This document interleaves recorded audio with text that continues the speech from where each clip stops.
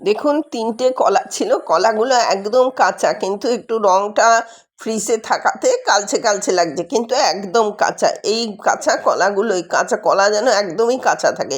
এই কাঁচাগুলো একটু নুন দিয়ে আমি বসিয়ে দিলাম এবং এটাকে সেই বয়েলড করে নিলাম। দেখুন বয়েলড হয়ে গেছে। বয়েলড হয়ে গেলে পরে এটাকে ঠান্ডা করে আমি ছাড়িয়ে নেব। এটা এত সুস্বাদু হয় আপনি ভাবতেও পারবেন না কলার একটা চপ খাচ্ছেন।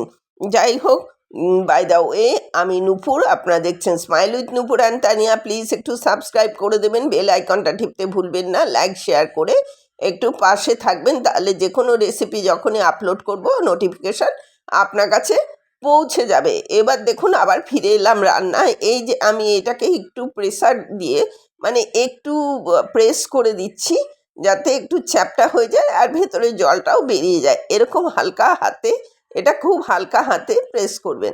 এবার এই খোসাগুলো কিন্তু ফেলবেন না, এগুলো বেটে খুব সুন্দর একটা রেসিপি তৈরি হয়। বুঝতেও পারবেন না যে কলার খোসা দিয়ে করেছেন। কাঁচা কলার খোসারও রেসিপি আছে, এটা সেদ্ধ কলার রেসিপিটা আপনাদের দিয়ে দেবো। এবার দেখুন এইগুলো সব প্রেস করে আমি রেখে দিচ্ছি এরকম হালকা হাতে, সুন্দর করে খুব আলতো হাতে এটা করবেন। 6টা টুকরো হয়েছিল, আমি উপর নিচ কেটে 6টা টুকরো করে নিয়েছি। এবার বেসন নিয়েছি, আরেক রকম বেসন নিয়েছি, ওটা চালের গুঁড়োর সাথে ডাল মেশানো বেসন, দেখিয়ে দেবো আমি কিভাবে করেছি। আর হলুদ, নুন আর লঙ্কার গুঁড়ো নিয়ে জল দিয়ে, ব্যাটারটা কিন্তু একটুখানি আপনার একটু ঘন হবে, মানে গায়ে যাতে লেগে থাকে, পাতলা পাতলা করবেন না। পাতলা করলে কিন্তু ওটা গা থেকে ছেড়ে যাবে।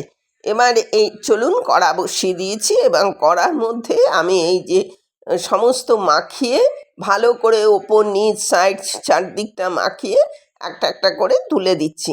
এইভাবে বড়াগুলো ভেজে নেবেন, বড়াগুলো খুব মচমচে হবে। আর ওই যে বেসনটা, ওটা আমি দেখিয়ে দেবো।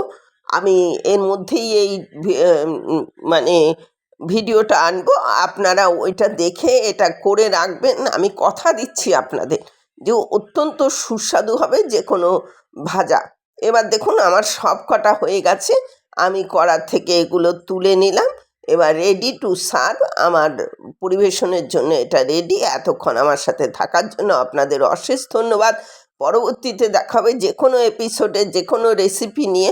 এটা প্রথম পাতে ঘি দিয়ে খান, চায়ে স্ন্যাক্সে খান, আর বা ডালের সাথে খান।